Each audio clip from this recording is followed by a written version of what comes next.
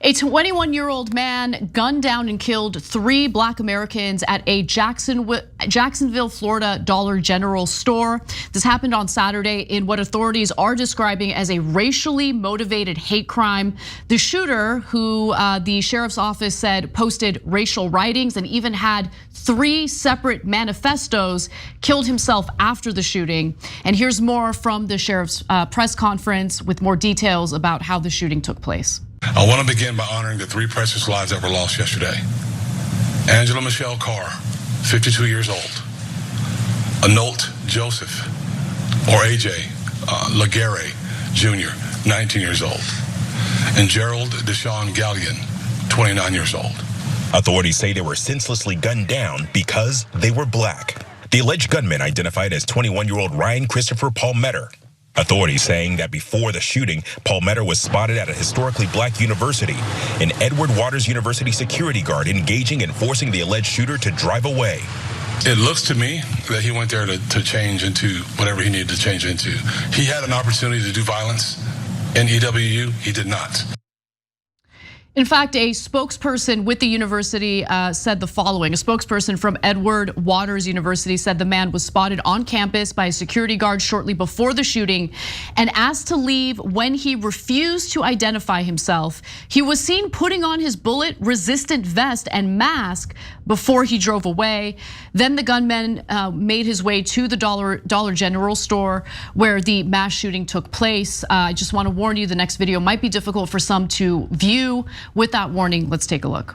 The sheriff says the 11-minute rampage began Saturday afternoon. At 1:08, surveillance video outside the store captures the shooter without warning, raising his weapon and firing 11 rounds. Shooting into a black Kia and murders the first victim, Miss Angela Carr. He then walked inside, gun drawn, wearing a tactical vest. The suspect enters the Dollar General store and engages the second victim, a young 19-year-old victim, Anolt Laguerre. One of his guns with a white swastika painted on it. Authorities say minutes later, Gerald Gallion entered the store with his girlfriend. The gunman killing Gallion and missing his girlfriend. At 1:18, 10 minutes into the shooting, the gunman allegedly texts his father telling his dad to check his computer. Father enters the room and finds a last will and testament of the suspect along with a suicide note on his laptop. By 1:53, the suspect's family called to alert the Clay County Sheriff's Office. But by that time, the rampage was over, the shooter dying by suicide as officers arrived on scene. So just to provide a few more details, he had 2 firearms on him, including an AR-15 and a Glock handgun. He also, as I mentioned earlier, left behind 3 manifestos. Officials say there were writings to his family, federal law enforcement, and at least 1 media outlet. At least one of the guns had swastikas painted on it. Sheriff TK Waters, who you just heard from in that video, said that the shooter made clear in his writings that he hated Black people.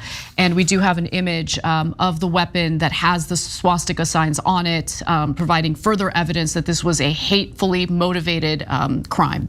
Yeah, there's no question about that. Okay, 2 minor issues and then 2 major issues. The minor issues are, hey, look, a security guard worked in that case, at least at the university before he went to the dollar store. And that's not a thing that supports our position overall, but I wanted to note it in this case because that's a fact and that happened, okay? So number 2 is, in the stories that I read, they keep talking about, oh, well, the gun was legal. Well, who cares? I don't understand why that, like, it's the easiest thing in the world to get a gun in this country. You can just walk in and go, I exist, and they'll give you the Wagner group and have you march to Moscow if you like. You can get an army of, like a flotilla of goddamn guns with no problem at all. So what difference does it make if it's legal or illegal? And look, it does depend on which state you're in, but remember, we're talking about the state of Florida, which has even more lax gun laws. It's much more easier to purchase guns in states like Texas and Florida. In Florida, you could walk in and say, I'm a psychotic, syphilitic clown, and they'll give you every weapon that you want, right? So that's gonna get to the major issue, but I don't care that it was legal, okay? That's actually part of the problem. So obviously, one of the major issues is guns. That's the one thing that connects all these killings is AR-15s. So this guy is, are there weirdo, Nazi, racist in the country? Unfortunately, far too many.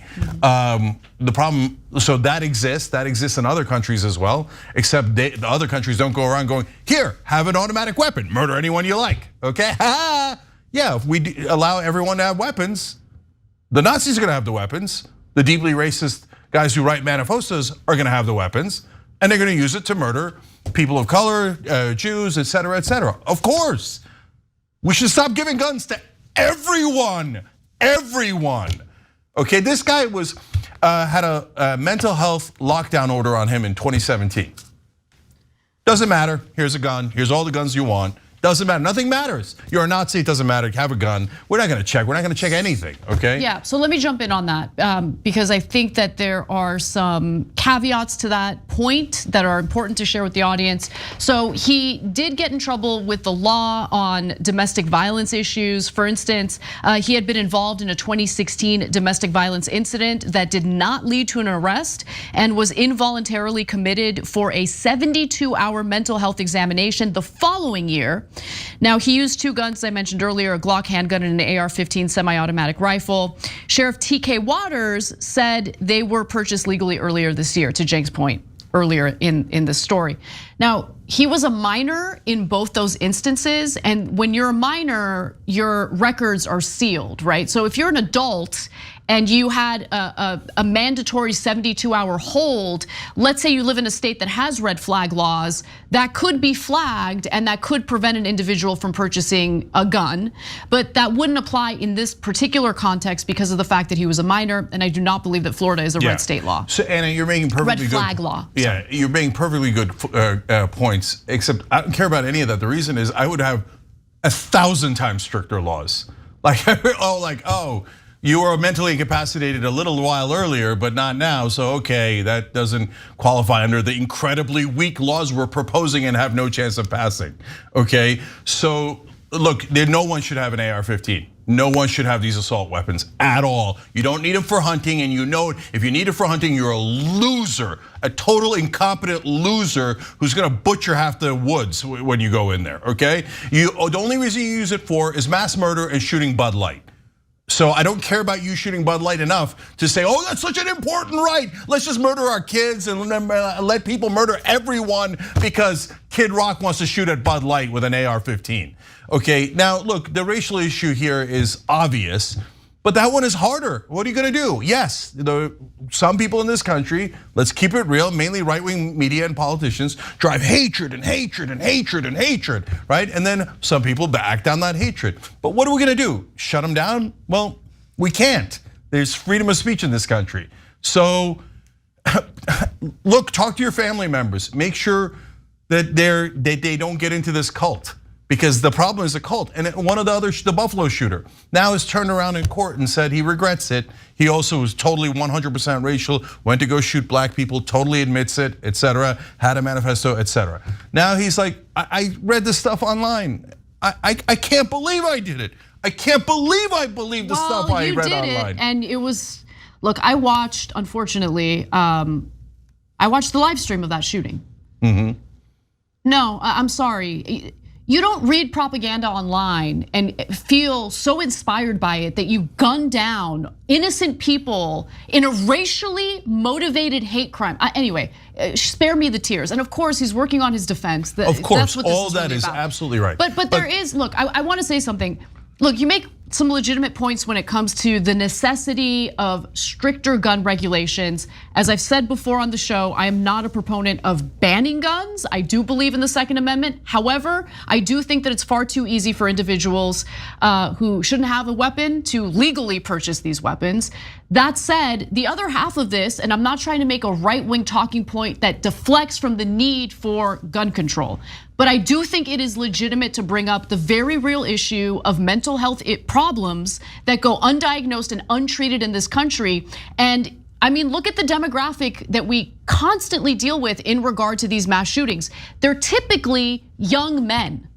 And young men right now in the country are in fact experiencing a pretty significant crisis, a crisis involving depression, a crisis involving loneliness.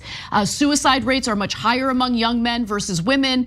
All of these issues are serious issues that need to be addressed adequately, and none of these issues are being addressed adequately. 100%. So let me clarify it this way.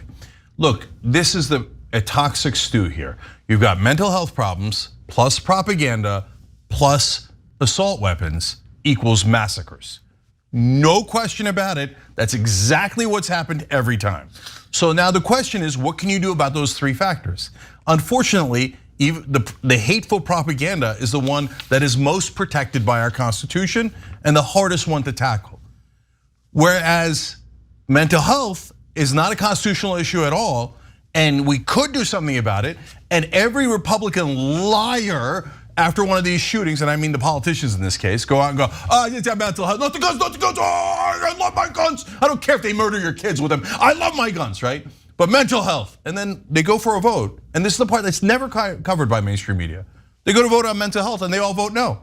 The last time there was a vote on funding, appropriating the necessary resources for mental health in America, only one Republican lawmaker voted in favor of those appropriations. Yeah, they're liars. So grotesque liars. They got to put their money where their mouth is, and it's just abundantly clear to me and anyone else paying attention that they use the mental health talking point specifically to deflect from having to discuss, in my opinion, necessary gun reform legislation, including provisions in legislation that the vast majority of Americans, including Republicans, including gun owners, are in favor of. Yes, and by the way, it is perfectly constitutional to do a universal background check, and anywhere from 88 to 97% of Americans, including the overwhelming majority of NRA members, gun owners, say we should do universal background checks, but we don't have them because the Republicans are bribed by the NRA.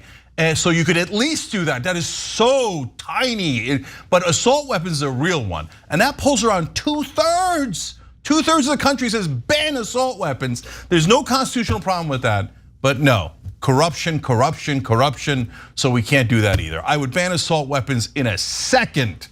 And I would do a lot more mental health counseling. But the Republicans say no to both. So you're gonna have endless massacres brought to you by the Republican Party.